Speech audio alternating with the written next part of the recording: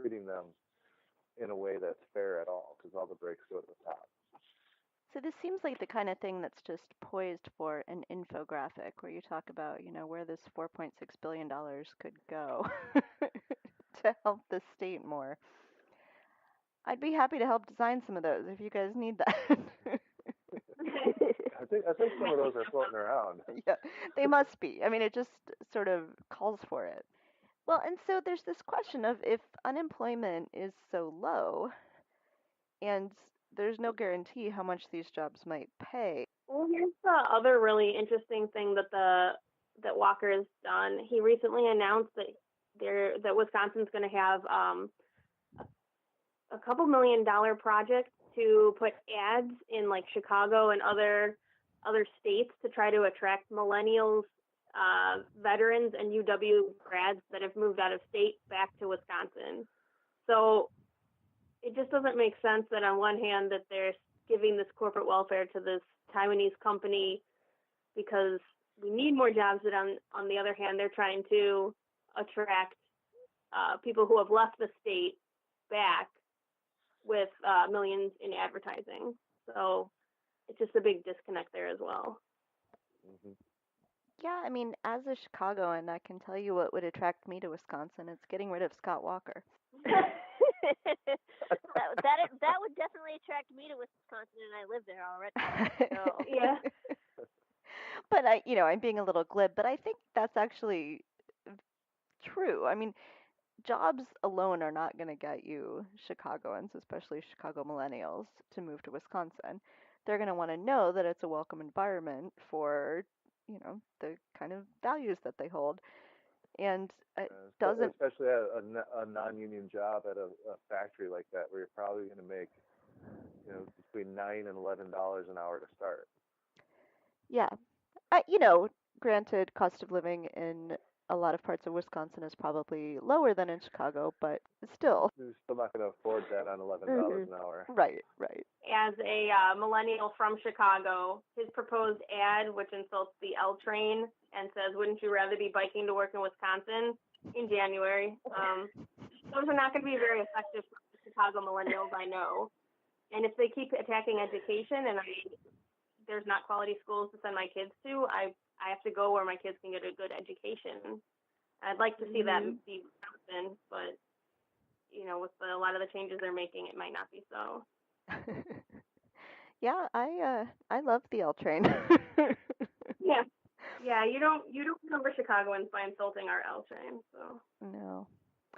So sorry, Walker has a long history of hating trains. Yes, he does. It probably goes back to his childhood where he really wanted that Lionel train set for Christmas. He never got it. He got the Tonka dump truck instead. Huh. Maybe one of us should take the Lionel train and see if it starts fixing some of the Wisconsin problems he keeps creating. I think my 3-year-old could relate to this. Please tell me I'm not raising the next Scott Walker. Rob, I'll go half in with you if you want to buy him a Lionel train set and ship it to the Capitol. So, speaking of unpopular politicians, can we talk about Paul Ryan for a little bit? Sure.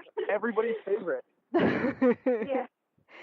So, I had always assumed that Paul Ryan was from some like far north part of Wisconsin, like that's what he was representing, and it wasn't anywhere near the parts of Wisconsin that I went to. And then I realized that that's not actually the case at all, and that I could easily drive from Chicago up to Paul Ryan's district and knock on doors for whoever is running against him. Which it actually happens all the time. You absolutely should. I think that I might. Paul Ryan is one of my least favorite people on earth. So, Paul Ryan is my congressman. So how did Paul Ryan? How did he win? How does he stay there? He seems so out of touch with Wisconsin. He doesn't. It doesn't seem to me, as an outsider, that he seems very connected to the state. That he seems much more concerned about sort of passing these policies that will hurt the whole country, and not really paying any attention to the state. Is that the impression in the state? For most of my friends, yeah. So I think, as somebody who is represented by Paul Ryan, and I want to tell a story about Paul Ryan. So I'm his constituent, and when I was 20 years old, I was still in college, and I went to a town hall when he used to hold them regularly before he became speaker, and I asked him why his proposed budget would cut my Pell Grant. And he told me that Pell Grants cost a lot of money and it's unsustainable. He told me to get 3 jobs if I wanted to pay for my college. And it didn't go well. The crowd was not happy. And it has personally led me to hate Paul Ryan for as long as I live. But I think for a long time, he was this guy who, like, he spent the weekends in Wisconsin. He always was at local events. He did town halls regularly and at least gave the appearance of somebody who knew what he was talking about and cared what you thought, for the most part. And the media plays him to be some kind of genius as far as budgeting. Yeah, I mean, he was this guy who, that's how he presents himself, just like Rob said. He was a genius. He was a wonk. And now that he is in charge and people see that he doesn't really know what he's talking about and he really only has one agenda to give the richest people in America the largest tax cut he can possibly give them, and he doesn't really care about what people of Southeast Wisconsin think or feel. Now they're knowing what he's actually all about, and you see with his polling numbers, people don't really like the Paul Ryan that he actually is. And I think this is going to be his first election in a long time, and I was somebody who worked for his opponent in 2012, where he is going to be as vulnerable as any other congressman in America. And actually, that 2012 race was the closest one he was ever in, which was because he was on the ballot twice here that year because he was the vice presidential candidate at the same time. Yep. And we had Rob Zurbon, who was a former Kenosha County supervisor, small business owner, raised $2.2 million, and he got 42%, and Ryan ended up with 55%, if I'm not mistaken. Yep. Yeah, it wasn't as close as we were hoping, but it was as close as he's ever felt. Yeah. And I think he's being seen now sort of as one of the architects of the tax bill, which is not very popular anywhere, but also not very popular in Wisconsin. And I think that will hurt him. Oh yeah. No, the polling of him versus even just a generic Democrat is about even right now. Maybe with him slightly behind in some of the polls, so it'll probably be the closest race he's ever had. And I think the more the also spotlight is on him, and the more people actually see what he's about, which is what we saw in 2012, the closer those numbers get on election day. So I think with him being speaker and all the stuff around the tax bill, we just need to keep talking about that and keep highlighting that. And the ineffectiveness, again, of his leadership as Speaker of the House. Going back to the gerrymandering thing with his district for 1 second, I think it's important to know that when they drew the congressional lines, they removed UW-Whitewater from his district, which is a huge Democratic voting bloc that used to be in his district that could also help change how his district votes if the Supreme Court rules against our districts. So are the primaries for that race also in August?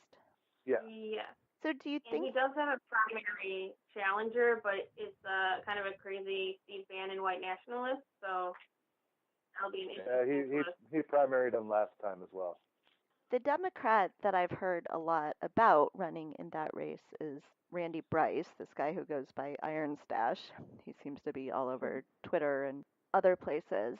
But our followers on Twitter all asked us to talk about Kathy Myers, who's also running in the primary. So what do you guys know about either about Iron Stash or about Kathy Myers? I assume there's probably going to be other Democrats. If it's all the way till August, I assume there'll be other Democrats running as well in that primary.